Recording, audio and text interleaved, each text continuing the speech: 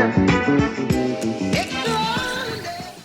fam, happy Line Down Wednesdays. Welcome back to Kicking It with Kiki. I hope that everyone is having a great week and finishing the week out strong and being good with how we're spending our days, being intentional about how we're spending our days.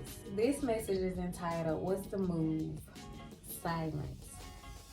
I'm going to read from Proverbs chapter 21, verse 23, and it reads, Whoever guards his mouth and his tongue keeps himself out of trouble. So with all the noise that we get every day to day, talking to people, walking by people, all we hear is the constant chatter, unless you're sitting at home and minding your business and drinking your water. But silence plays an important role in our lives more than we know.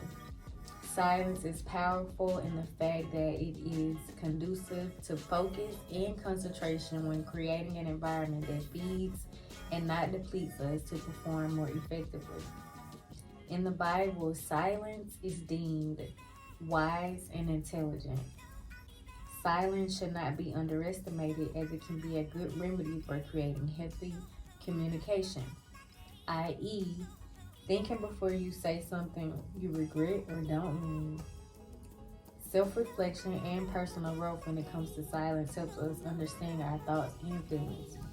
And I feel like there are those who sit quietly when we need to respond to a situation, to think through our emotions, to say like how we exactly feel and what triggered that feeling.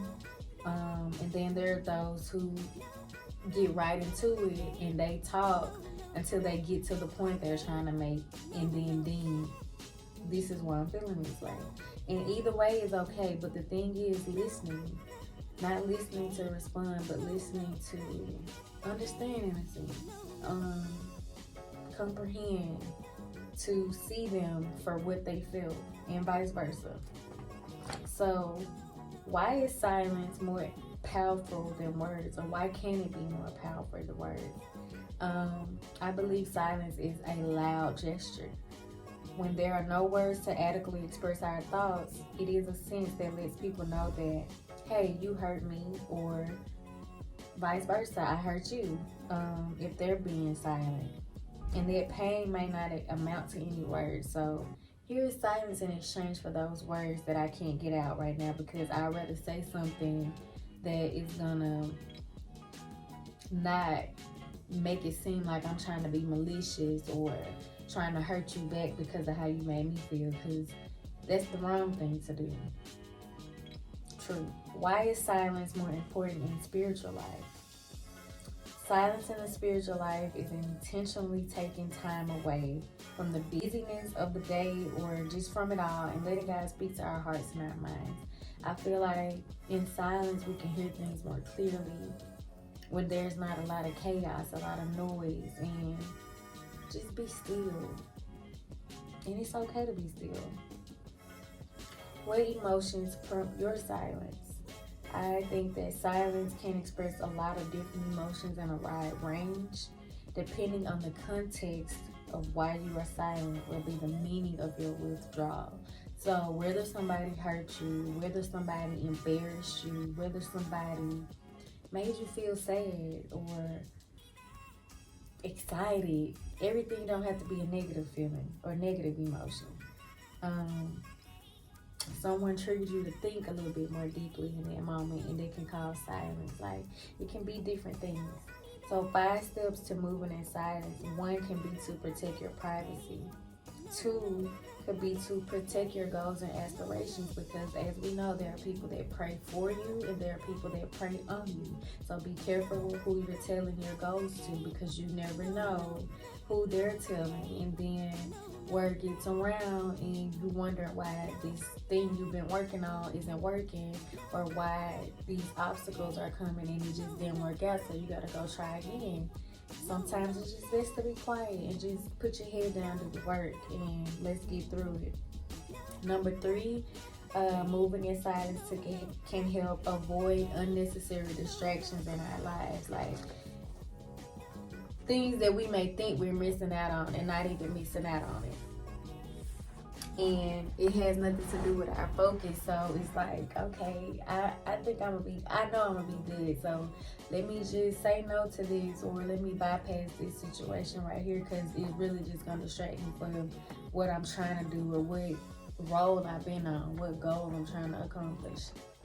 Number 4, moving in silence can help build confidence without outside validation.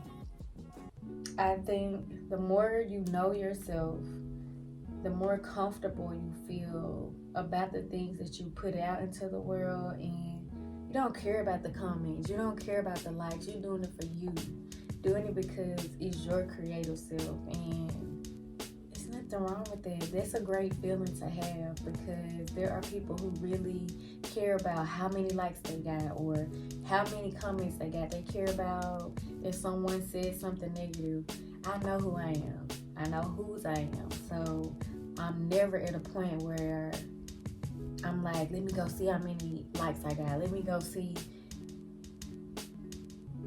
When it's my time, it's my time. And I'm just trusting God, okay? And number 5 will be the glow up. A chance to work on yourself behind the scenes. Everybody might not see it, and that's okay. Because my thing is, if you're doing it, you're not talking about it. And if you're talking about it, you're not doing it. Everything don't have to be seen. It's okay to do your diligent work behind the scenes and pop out every now and again and show your progress if you want, if you choose to. But there are thousands of people who are just doing the work behind the scenes, and they really are out here. They don't have to do a lot of talking, a lot of showcasing like you show and tell. We're adults. Things that we're supposed to be doing, that's what we're supposed to be doing. Everything is not going to get an applause. You know what I mean? So, boom. The 5 things that can help. And there are more things, I'm sure you could think of. I know I can think of. But in closing, how will you discern the difference between knowing when to speak and when to stay silent? And be honest with yourself, and be honest with doing that so soon while we still are at the beginning of this year. Be aware of who you're telling your business to. Be aware of the good you share and the bad you share, because people are happy for when things are not working out as well. So sometimes it's just best to pray and talk to God, write in your journal, and let it be. And so it is, or even better, you know. So I do pray that you guys continue to have a beautiful week this week. Continue to show up for yourself. Continue to pray and ask God for discernment. And where you feel like you don't know what to say, or you don't know who to talk to, just pray. Pray, sit in silence, and listen for Him to give you direction and instruction and guidance. Because if it's something you've been praying for and something has shifted, okay, God, this is what I prayed for, and boom. So where we going? What we doing next? What's happening now? Like, keep me near you so that I can follow your path and what you're trying to show me, because I want to see it.